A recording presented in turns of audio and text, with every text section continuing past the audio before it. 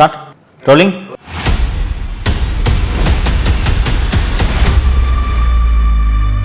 இரண்டாயிரத்தி 26 படுதோல்வியை திமுகவுக்கு வழங்குவதற்கு நீங்கள் அத்தனை பேரும் முடிவெடுக்க வேண்டும். சென்னையில் விமான சாகச நிகழ்ச்சி ஒன்று நடந்துச்சு. மக்கள் சாரியாக குவிந்து சென்னை கடற்கரையை நோக்கி செல்லக்கூடிய அத்தனை சாலைகள் முழுக்க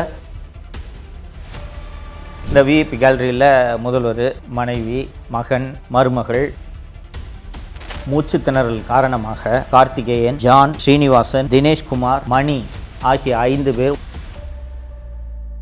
மக்கள் தண்டிப்பார்கள் என்ற அச்சம் திமுக குடும்பத்திற்கோ இல்லை என்பதுதான். திமுக என்பது மீண்டும் மீண்டும் சொல்கிறேன், அது ஒரு தீய சக்தி. வணக்கம் தமிழ் பெருங்குடி மக்களே. ஒரு ஆட்சியில் தவறுகளே நடக்காதுன்னு கேட்டால் எல்லா ஆட்சியிலையும் தவறுகள் நடக்கும். ஏன்னா தவறு என்பது இயல்பு, வேண்டுமென்றே செய்யக்கூடியதல்ல. தவறு என்பது இயல்பு. ஆனால் அந்த தவறு நடந்த பிறகு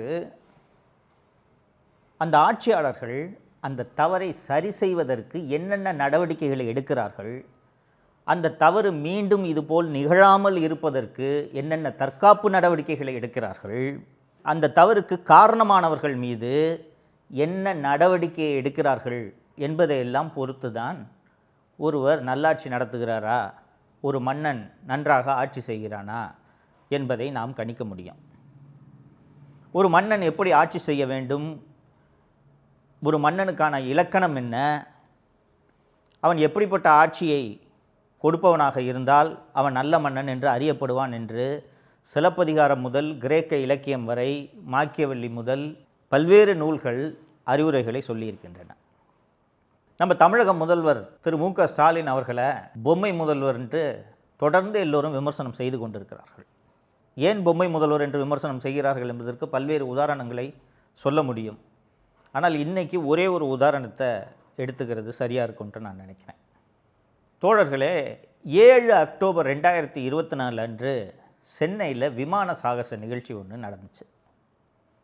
இந்த விமான சாகச நிகழ்ச்சி என்பது இந்திய விமானப்படை கடற்கரையில் பல்வேறு விமானங்களை வானில் பறக்க விட்டு பொதுமக்கள் அந்த விமானங்களை பார்த்து மகிழக்கூடிய வகையில் அவ்வப்போது இந்தியாவின் முக்கிய நகரங்களில் இது போன்ற நிகழ்ச்சிகளை நடத்துவது வழக்கம். இது போன்ற ஒரு நிகழ்ச்சி தான் 7 அக்டோபர் 2024 அன்று நடைபெற்றது. அது ஒரு விடுமுறை நாள். இது போன்ற சாகச நிகழ்ச்சி, குறிப்பாக விமான சாகச நிகழ்ச்சி மாதந்தோறுமோ 6 மாதத்துக்கு ஒரு முறையோ வருடத்திற்கு ஒரு முறையோ நடப்பது கிடையாது. கிட்டத்தட்ட 15-20 வருஷத்துக்கு ஒரு முறை தான் இது நடக்கும். கடைசியாக 6 செப்டம்பர் 2003ஆம் ஆண்டு தான் இந்த விமான சாகச நிகழ்ச்சி நடைபெற்றது. சரிங்களா? 7 அக்டோபர் 2024 அன்று சென்னையில் நடந்த இந்த விமான சாகச நிகழ்ச்சி எப்படி நடைபெற்றது என்றதை பார்க்கலாம். விஐபி கேலரி, முதலமைச்சர் உட்காருவார் இல்லையா, அங்கே விஐபி கேலரி போட்டுட்டாங்க.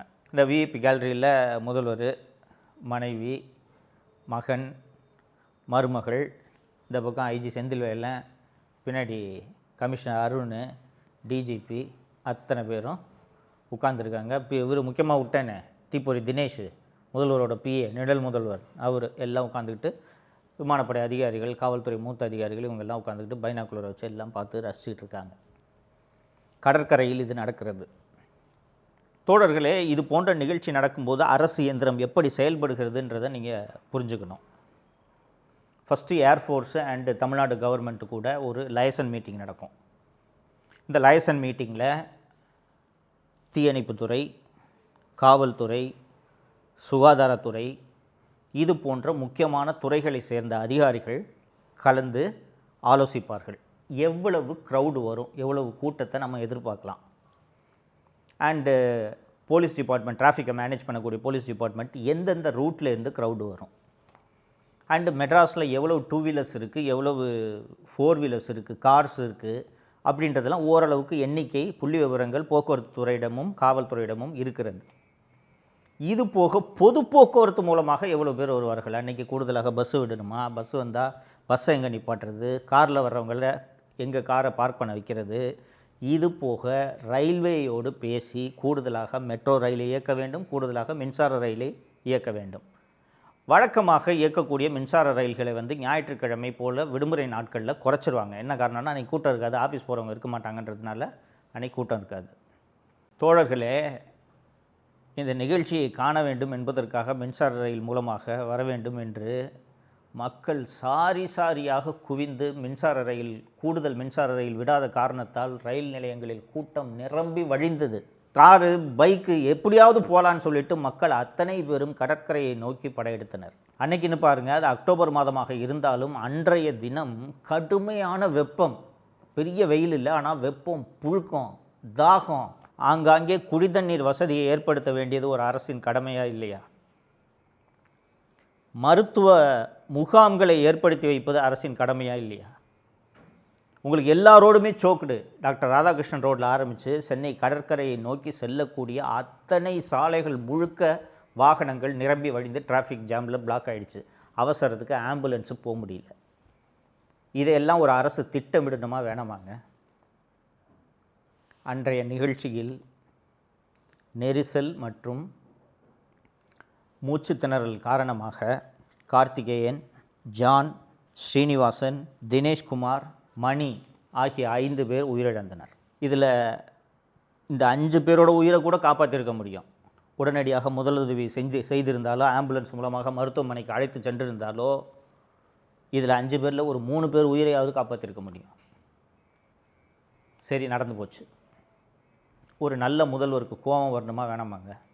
நான் என் குடும்பத்தோட பத்திரமா உட்காந்து நான் பார்த்துட்டேன், சாதாரண பொதுமக்களுக்கு பாதுகாப்பு கொடுக்க முடியலன்னா என்னையா சொல்லுவாங்க? இது என்ன ஆட்சின்னு கேட்பாங்களா இல்லையா? யார் இதுக்கு காரணம்? ஒரு ஆய்வு நடக்க வேண்டுமா வேண்டாமா? 5 பேர் செத்துருக்கானையா, 5 பேர் வீட்டில் இலை விழுந்துருக்கையா? யார் இதுக்கு பொறுப்பு? யார் இந்த அரேஞ்ச்மெண்ட்டை ஏற்பாடு பண்ணது? சிட்டி கமிஷனர் வாயாங்க, நீ தானே அதுக்கு காரணம். என்ன அரேஞ்ச்மெண்ட் பண்ண? 5 பேர் சாகிற அளவுக்கு நீ என்ன அரேஞ்ச்மெண்ட் பண்ண? பப்ளிக் செக்ரட்டரி வாங்க, சீஃப் செக்ரட்டரி வாங்க, ஃபயர் சர்வீஸ் டைரக்டர் வாங்க, கேட்டு இதில் ஒரு 2 பேரை சஸ்பெண்ட் பண்ணியிருக்கணுமா இல்லையா? ஒரு 2 அதிகாரிகளை, இதற்கு காரணமாக இருந்த 2 அதிகாரிகளை பணி இடைநீக்கம் செய்திருந்தால் அந்த அதிகாரிகளுக்கு தானாக அச்சம் வந்திருக்குமா வந்திருக்காதா? இதுபோல் இந்த நெரிசல், கள்ளச்சாராய சாவு, இது போன்ற மோசமான சட்டம் ஒழுங்கு சம்பவங்கள், இது போன்ற சம்பவங்களுக்கு காரணமான அதிகாரிகள் மீது கடுமையான நடவடிக்கையை எடுத்திருந்தால் கரூரில் விஜய் அவர்களோட கூட்டம் நடந்தப்போ 41 பேரை சாக விட்டுருக்க மாட்டாங்க. ஏன்னா 5 பேர் செத்ததுக்கே 5 அதிகாரியை சிஎம் சஸ்பெண்ட் பண்ணிட்டாரு. அதனால் இவ்வளோ பெரிய கூட்டம் கூடும்போது நாம் ஒழுங்காக அரேஞ்ச்மெண்ட்டு பண்ணணும் என்ற அச்சம் அதிகாரிகளுக்கு இருந்திருக்கும்.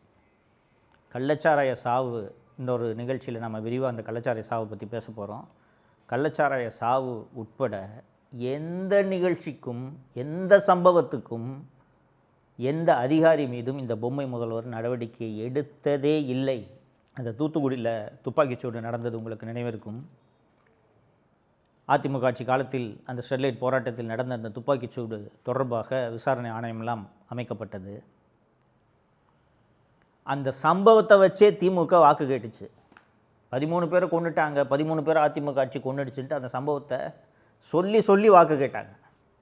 அருணா ஜெகதீசன் ஆணையம் குற்றம் சாட்டிய ஒரே ஒரு அதிகாரி மீது கூட இந்த திராவிட முன்னேற்ற கழக அரசு நடவடிக்கை எடுக்கவில்லை என்பதை நீங்கள் நினைவில் கொள்ள வேண்டும். இதனால் தான் இவர் பொம்மை முதல்வர்.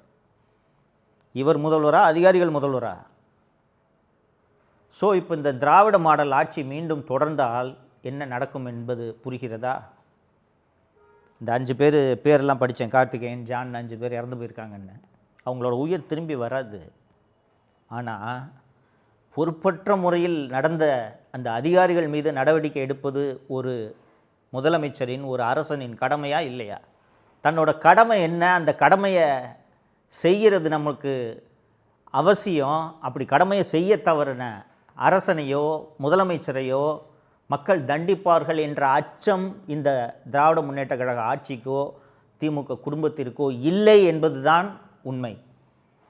உண்மையிலே இப்படி தப்பு பண்ணுறோமே, தொடர்ந்து தப்பு நடக்குதே, இவ்வளவு சாவு நடக்குதே, சட்டம் ஒழுங்கு மோசமாக இருக்குதே, நம்ம கடுமையான நடவடிக்கை எடுக்கலைன்னா மக்கள் நம்மளை தேர்தலில் தண்டிப்பாங்களேன்ற அச்சம் இவர்களுக்கு இல்லை. ஆனால் மக்கள் தண்டிப்பார்கள், தண்டித்திருக்கிறார்கள்.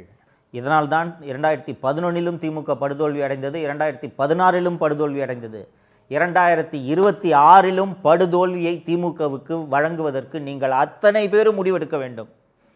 திமுக என்பது மீண்டும் மீண்டும் சொல்கிறேன், அது ஒரு தீய சக்தி.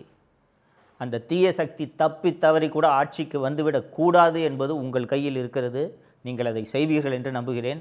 மீண்டும் ஒரு நிகழ்ச்சியில் சந்திப்போம். நன்றி. தமிழகத்தை காப்போம்.